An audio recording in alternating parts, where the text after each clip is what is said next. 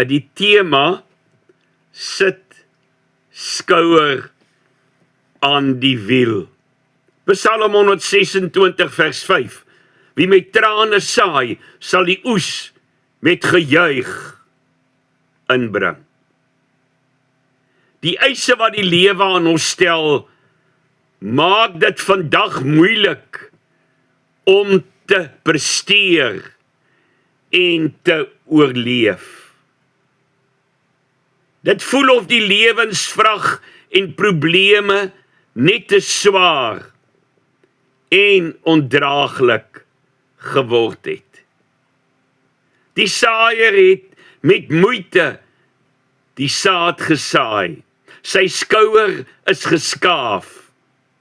Die saailand was ongelyk en sy voete seer. Maar met die saad veilig in die grond, die sonskyn en die reën, is alles die moeite werd. Nou vertrou jy op die Here vir wasdom en groei. In Christus beteken dit uitdagende geloofsgroei en 'n nuwe lewenstyl. Jy moet vandag jou lewensstaak met entoesiasme en idealisme aanpak. Bid en vra Jesus om jou positief en hoopvol te hou. Al is jou werksakker besaai met klippe en jou toekoms dat die mens gesproke onseker.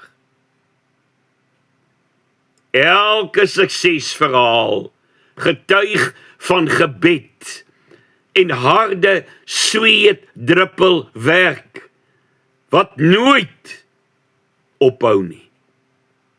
Dit vra om aan jouself te sterf, soms met trane en opofferings.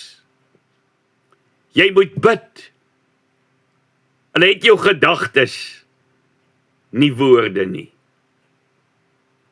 Die Here God weet alles. Ry vandag jou lewensperd, al vra dit deursettingsvermoë en bloed sweet. Vandag wil die Here jou seën. Hy wil jou trane en jou moeite beloon met 'n volle oes en arbeidsvreugde. Dawid skryf, al loop hy en huil terwyl hy die saadsak dra.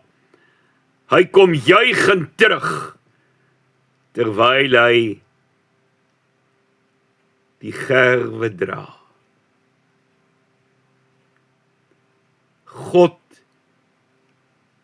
seën jou eie lewensoes.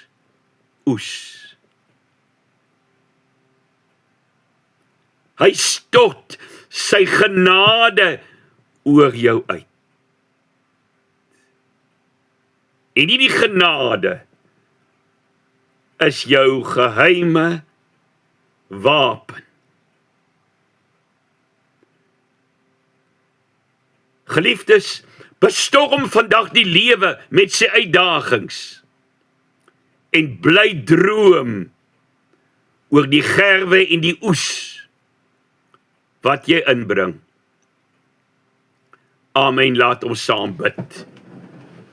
Wonderlike Here, dankie dat U ons liefhet, dat U alles van ons weet, en dat U ook ons lewensstorie ken, ons arbeidsstorie, ons werkstorie, ons oorlewingsstorie, ons swaar storie, en dat hierdie besondere, unieke boodskap vandag ons sal troos.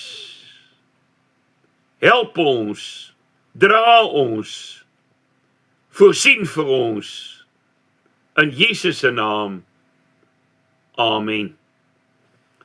Die Here seën jou vandag baie ryklik.